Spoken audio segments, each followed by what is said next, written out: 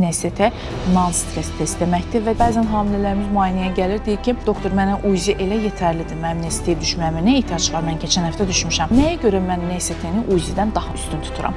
NST-də bir neçə önəmli olan parametrlər var, akselerasiyalar və deselerasiyalar. Taramasının özəllə hansı hamilələrdə daha sıx-sıx mən edirəm? Hər kəsi salamlayıram, YouTube kanalıma xoş gəlmisiniz. Hamiləliyin 3-cü trimestri haqqında videoda danışanda, orada sizə NST haqqında bəhs etmişdim. NST non-stress test deməkdir və dedim ki, bunun haqqında sizə daha geniş ayrı bir videoda danışacağam. NST özəlliyin 32-ci həftədən sonra hamiləliyin 3-cü trimestrində biz dölün iyilik halini, yəni ana qarnında onun vəziyyəti necədir, bunu təyin etmək üçün istifadə etdiyimiz bir yöntəmdir. Bəzən hamilələrimiz müayinəyə gəlir, deyir ki, doktor, mənə UZI elə yetərlidir, mənim NST-yə düşməyimə nə ehtiyac var, mən keçən həftə düşmüşəm. Halbuki mən onlara hər dəfə deyirəm ki, əmin olun, sizin NST-yə düşməniz mənim sizə UZI eləməyimdən daha dəyərlidir mənim gözümdə. Çünki NST-də biz bəzi parametrlərə baxırıq və bunlar çox dəyərlidir. Bunlar nələrdir?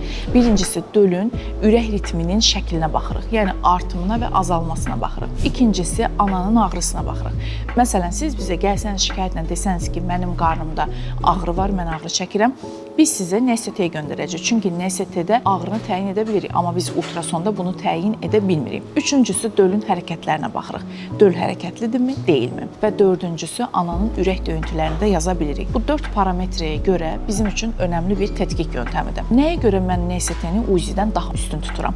Məsələn, mən sizə belə bir örnək verim. Gecə 36 həftə bir hamilə müraciət eləyir, ağrı və dölün hərəkətlərini hiss etməmə şikayəti ilə bizə müraciət eləyir. Biz onu ultrasona alırıq, ultrasonda ölçüsünü edirik və ürək döyüntüsünü pozitiv görürük. Ürək döyüntüsünü 117 olaraq dəyərləndiririk.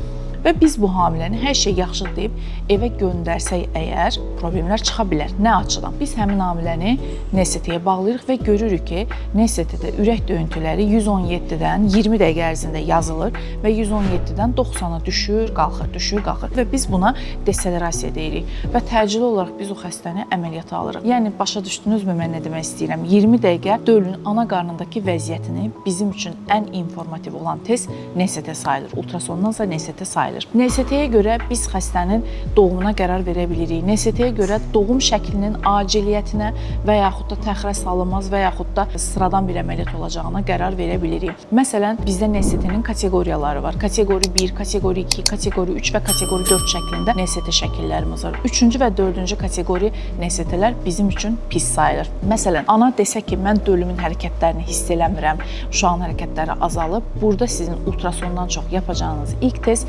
non-stress test, yəni NST testi olacaqdır. NST-də bir neçə önəmli olan parametrlər var, akselerasiyalar və deselerasiyalar. Akselerasiya 20 dəqiqə ərzində ürək döyüntüsünün ən az 15-20 atım qədər 2 dəfə artması deməkdir. Yəni, 130-larda ürək döyüntüsü olan bir dölün ürək döyüntüsünün 140-lara, 150-lərə qalxıb, sonra təkrardan 130-lara dönməsi. Biz bunu normal qəbul edirik.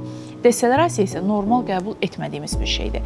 Yəni, 130-larda olan ürək ritminin bir anda 90-lara düşməsi, bəzən toparlayır, bəzənsə toparlamır. Belə olanda təcili doğuş, özəllə də keysəriyyə doğuş bizim üçün seçim sayılır. NST doğumun ərəfəsində sancı çəkən qadında da çox önəmli bir taramadır. Özəllə çıxım bölgəsində uşaq oksigensiz qalıbmı, uşağın göbək ciyəsi sıxılıbmı, sıxılmayıbmı? Məsələn, doğan qadınlar mənim burada nə demək istədiyimi çox yaxşı başa düşəcəklər. Məsələn, heç doğuma gələn qadının daimi olaraq ultrasonla baxıldığını siz görmüsünüzmü?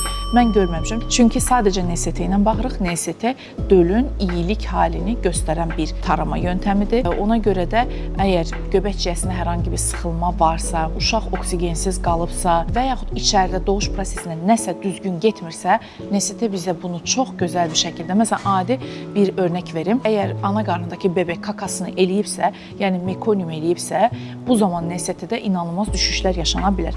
Və bu da sizə göstərər ki, suyu açılmadan uşağın vəziyyətinin pis olması sizi o uşağı keysəriyyədən xilas etmənizə səbəbiyyət yarada bilər. Ona görə də həmişə 32-ci həftədən sonra həkiminiz NST etmirsə, bunu ondan tələb edə bilərsiniz. NST minimum 20 dəqiqə yazılmalıdır, bunu da unutmayın. NST-nin yaxşı olan bir hamiləni biz bir həftə, 10 gün çox rahatlıqla, gönül rahatlıqla evə göndərə bilirik. Hətta mən hamilələrimə deyirəm ki, sənin NST-in yaxşıdır. İnşallah başqa bir problem çıxmazsa bu uşağa bir həftə, 10 gün boyunca heç nə olası deyil. NST taramasının testini özəllə hansı hamilələrdə daha sıx-sıx mən edirəm? Bunlardan birincisi inkişaf ləngiməsi olan hamiləliklər. Məsələn, döldə ana 35 həftədir, amma döl 27-28 və ya 30 həftə ilə uyumludur. Yəni 3 həftədən, 4 həftədən daha çox gerilik varsa, aşağı çəkili döldürsə, bundan başqa hamiləlik xolestazı varsa, hamiləlik xolestazı haqqında da ayrı bir videoda danışacağam. Hamiləlik xolestazı varsa, preeklamsiya varsa, daha öncə riskli bir doğum keçiribsə, bu tarz problemlər olanda həmin hamiləni daha tez-tez NST-yə çağıra bilərik. Dinlədiyiniz üçün təşəkkür eləyirəm. Əgər bəyəndiysəniz videomuzu bəyənin, suallarınızı şərh bölməsinə yazın, kanalımıza da abunə olmağı unutmayın.